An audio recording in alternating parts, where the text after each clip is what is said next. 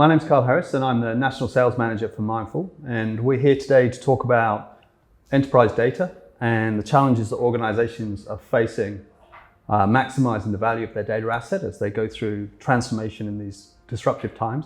I'm joined today by Becky from Downer, who's the Knowledge Manager at Downer, and with William, who's Enterprise Data Architect at Mindfull.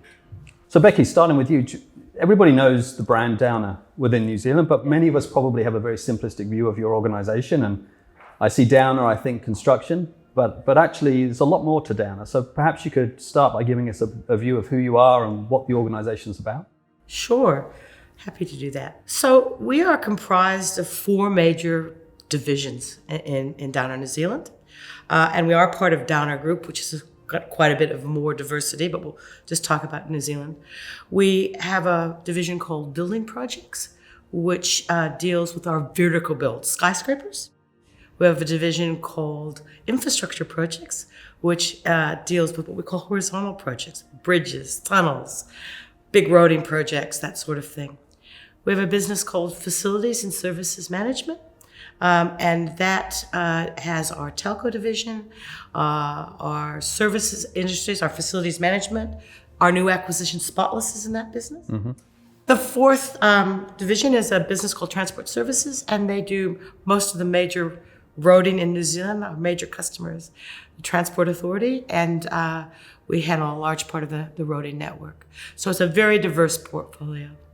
So given the complexity of that business, your data landscape, and I guess with the mergers and acquisitions that you've gone through over time, your data landscape must be a relatively complex environment to live in. Absolutely right, and really it's useful describing how big we are in terms of that data landscape, because we are a company of acquisitions, and as such, the IT department, of which I am a member, look after 70 core systems and look after 471 applications. And that's down in New Zealand alone. That's not including what's come out of corporate. So as we've acquired businesses, we have not done such a good job of integrating all of those systems over time. Mm-hmm. And as such, for example, we run 5 ERPs. And the complexity of the data and managing the data and then integrating that data into a data warehouse is significant. And so given that complexity, we hear a lot in the press around issues around data sovereignty, about data breaches.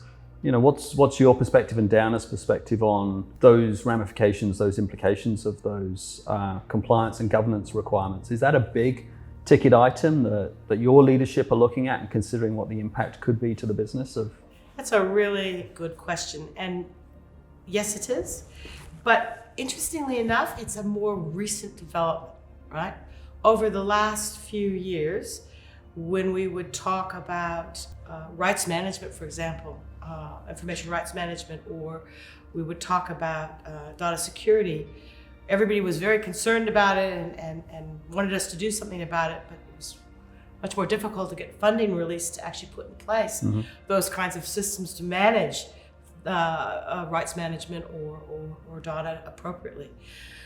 But given the current landscape and the kind of breaches that you see that make the public eye, the executive has been very, very keen for us to adopt better ways of managing our data and our information. And as part of our recent large warehouse project that we worked on with Mindfull, we have launched a full data as an asset program. Mm-hmm. And that's rolling out over the next 6 months inside the business, fully sponsored by the executive. So, that leads into an interesting kind of broader conversation. William, from your perspective, we obviously hear in the news around GDPR, Global Data Protection Regulations coming out of the EU. We hear about the Californian Privacy Act. We hear about New Zealand's Privacy Commissioner introducing new regulations and bills to Parliament to tighten up on data breaches. Is this something that New Zealand customers in general are talking about and should be concerned about?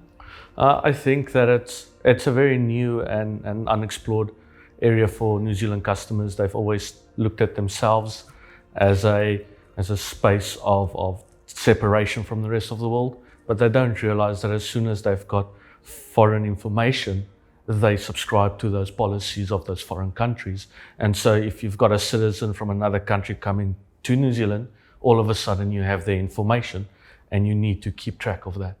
And to be able to do that in a best practice ways where it's easy to audit and maintain is very important to businesses, I think, and should be taken more seriously. Okay. Back on the Downer perspective then, was there any doubt internally in terms of your compliance, given the nature of that data landscape? Was there existing doubt about your ability to comply to some of these? I think it would be, I think that's being kind. I think the word doubt is probably a mild word in comparison to what our real situation actually is. And I think that we're no different than many of the companies in New Zealand, particularly if you think about the kind of work we do. We're not a technology company, right? We're a service-based business.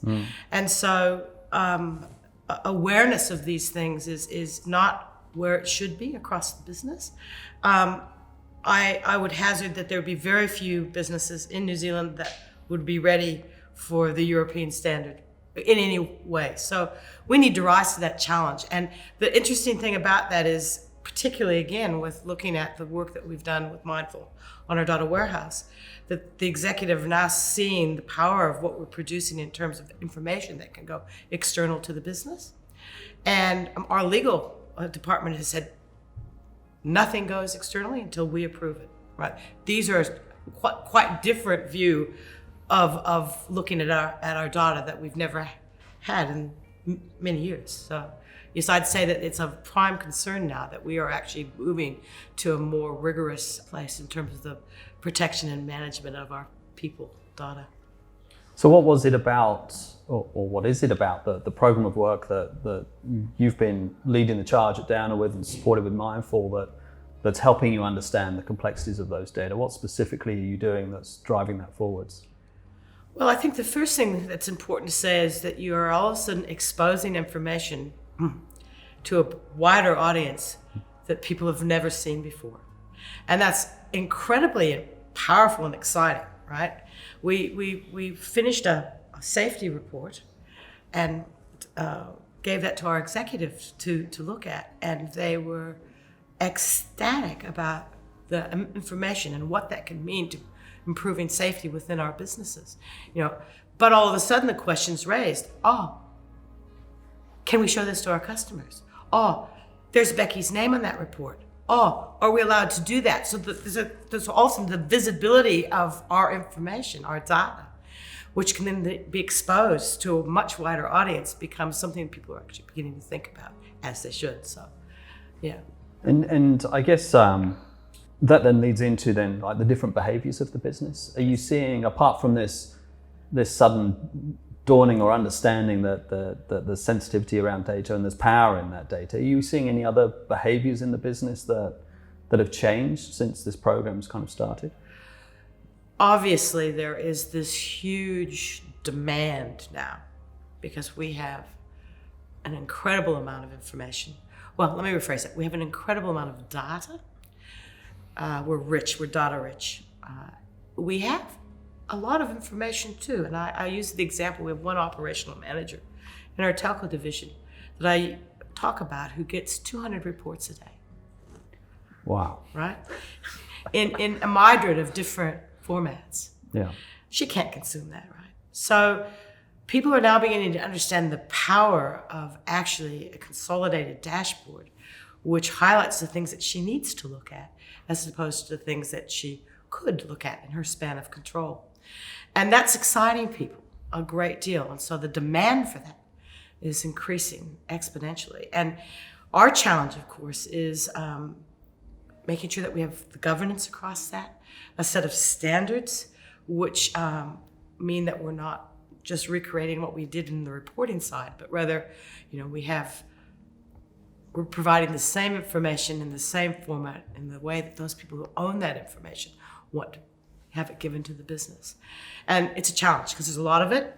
So yeah, one of the great challenges, and I know we're not alone, right, in this, is the information architecture, and then the quality of the data. So we've got 5 different ERPs, which we're in the process of consolidating, but the way that we identify employees in each one of those ERPs is different. And so there's, in all of this effort, a huge exercise that we have in terms of actually being able to map that employee in one system to the employee in the other system and get some really usable data out of what we give people.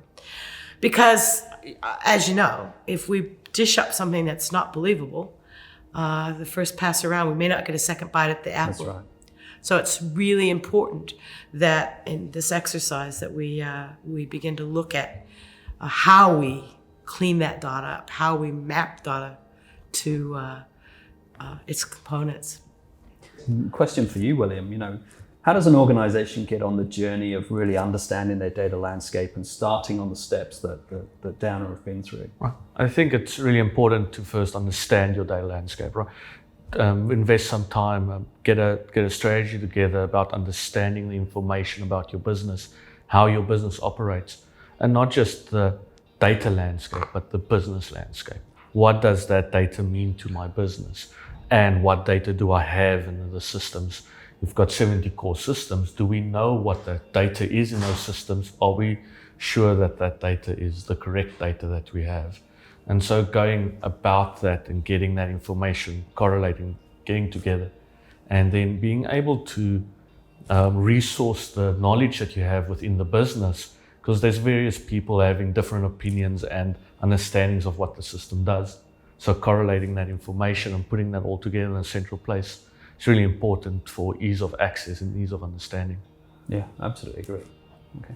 Well, thanks, Becky. Thanks, William, for your input.